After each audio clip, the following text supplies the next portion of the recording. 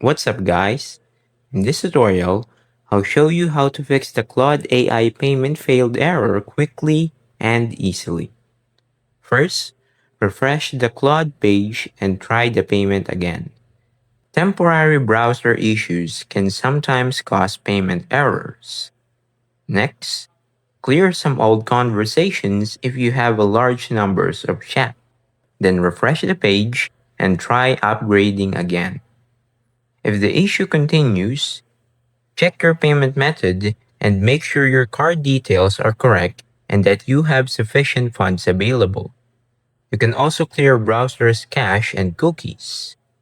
In Chrome, open Settings, go to Privacy and Security, then clear your browsing data. After clearing the cache, sign back into Claude and try completing the payment again.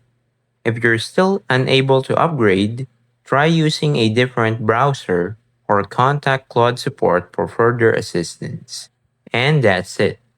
That's how to fix Claude AI Payment Failed error. If this tutorial helped you, don't forget to leave a like and subscribe. And I'll see you guys in the next one. Peace!